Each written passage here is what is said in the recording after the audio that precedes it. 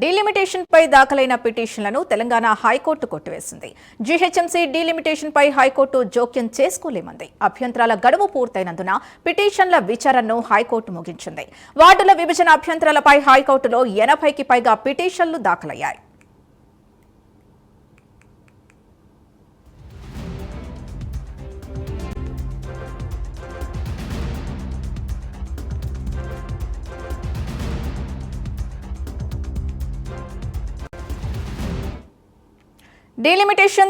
Delimitation పై దాఖలైన పిటిషన్లను Telangana high court కొట్టివేసింది. GHMC delimitation పై high court జోక్యం చేసుకోలేమంది.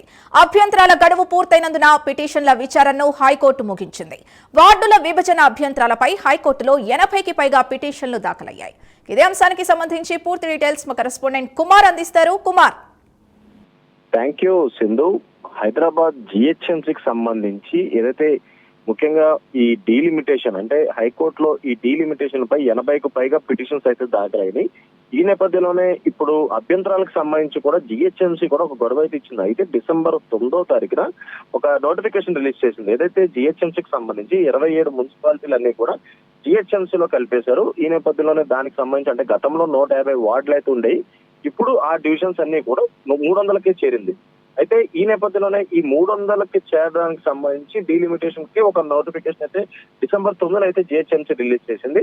అయితే అభ్యంతరాలు ఏమైనా ఉంటే గనక లిఖిత పూర్వకంగా ఇవ్వాలంటూ కూడా ఇటు జిహెచ్ఎంసీ కమిషనర్ కూడా చెప్పడం జరిగింది.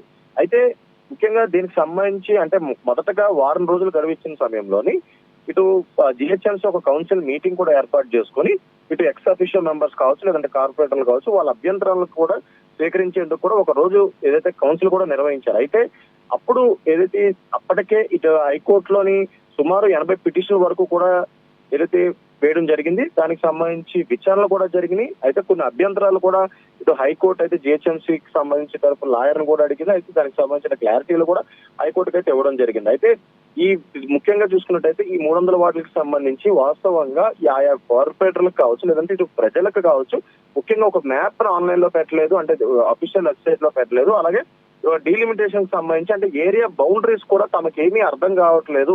అసలు ఏ విధంగా ఈ డీలిమిటేషన్ చేశారు, ఏ ప్రక్రియ ద్వారా ఈ డీలిమిటేషన్ కి రూపొందించారనే దానిపై అభ్యంతరాలతో పాటు ఇటు పిటిషన్లు కూడా 80 పైగా పిటిషన్లు అయితే జిహెచ్ఎంసీకి సంబంధించి హైకోర్టులో దాఖలేదు. అయితే హైకోర్టు దీనికి సంబంధించి విచారణ గతంలోనే చేసింది.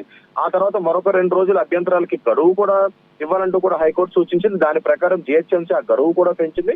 అయితే ఇప్పుడు అభ్యంతరాలకు సంబంధించి గడువు కూడా ముగిసింది. ఈ నేపథ్యంలోనే ఇటు 80కి పైగా ఏదైతే పిటిషన్ వేసారు కాబట్టి హైకోర్టు దాన్ని డిస్మిస్ చేసింది. మొత్తం అన్ని పిటిషన్స్ కూడా ప్రస్తుతం డిస్మిస్ అయినట్లే తెలుస్తుంది. అయితే ముఖ్యంగా ఈ దీనికి సంబంధించి అంటే డీలిమిటేషన్ సంబంధించి హైకోర్టు తాము ఏదైతే దీంట్లో జోక్యం చేసుకోలేమంటూ కూడా హైకోర్టు అయితే స్పష్టత అయితే ఇచ్చింది. అయితే ఇప్పుడు డీలిమిటేషన్ సంబంధించి అంటే ఈ నెలాఖరు లోపు యాక్చువల్ గా ఈ డీలిమిటేషన్ సంబంధించి పూర్తిగా రూపకల్పన అయితే జరుగుతుంది. 300 వార్డులు డివైడింగ్ అంటే డివిజన్స్ కూడా ఏర్పాట్లకు మొత్తం కూడా ప్రక్రియ కూడా ఇప్పటికే పూర్తయింది. దానికి సంబంధించి 27 మున్సిపాలిటీలు జిహెచ్ఎంసీలో కలపడం ద్వారా ఈ 300 వార్డులు కూడా ఇప్పుడు డివైడ్ అయినాయి. కాబట్టి ఇప్పుడు ఏదైతే హైకోర్టు నుంచి క్లియర్ కట్ గా ఏదైతే ఒక అభ్యంతరాలకు సంబంధించి కూడా హైకోర్టు డిస్మిస్ చేస్తుంది. కాబట్టి ఇప్పుడు ఈ 300 వార్డులు ప్రక్రియ మొత్తం కూడా ఈ నెలాఖరు లోపు పూర్తయ్యే అవకాశం అయితే ఉంది.